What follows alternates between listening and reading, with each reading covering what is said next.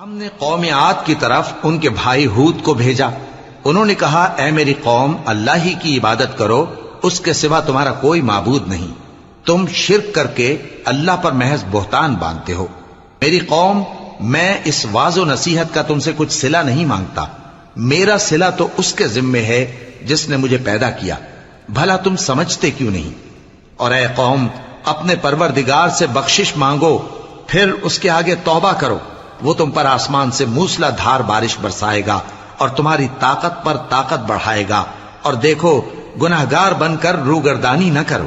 وہ بولے، ہود، تم ہمارے پاس کوئی دلیل ظاہر نہیں لائے، اور ہم صرف تمہارے کہنے سے نہ اپنے معبودوں کو چھوڑنے والے ہیں اور نہ تم پر ایمان لانے والے ہیں۔ ہم تو یہ سمجھتے ہیں کہ ہمارے کسی معبود نے تمہیں تکلیف پہنچا کر دیوانہ کر دیا ہے۔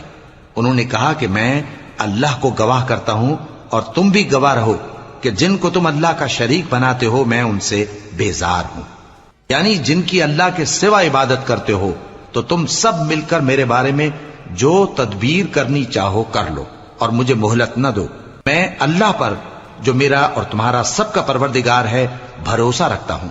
زمین پر جو چلنے پھرنے والا ہے وہ اللہ کے قبضہ قدرت میں ہے، بے شک میرا پروردگار سیدھے رستے پر ہے۔ اب اگر تم روگردانی کرو گے تو جو پیغام میرے ذریعے تمہاری طرف بھیجا گیا ہے وہ میں نے تمہیں پہنچا دیا ہے، اور میرا پروردگار تمہاری جگہ اور لوگوں کو لا بسائے گا، اور تم اللہ کا کچھ بھی نہیں بگاڑ سکو گے۔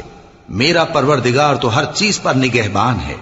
اور جب ہمارا حکم عذاب آ پہنچا تو ہم نے ہود کو اور جو لوگ ان کے ساتھ ایمان لائے تھے ان کو اپنی مہربانی سے بچا لیا اور انہیں عذاب شدید سے نجات دی۔ یہ وہی قوم عاد ہے جس نے اللہ کی نشانیوں سے انکار کیا اور اس کے پیغمبروں کی نافرمانی کی اور ہر سرکش و متکبر کا کہا مانا، اور اس دنیا میں بھی لعنت ان کے پیچھے لگی رہی اور قیامت کے دن بھی لگی رہے گی۔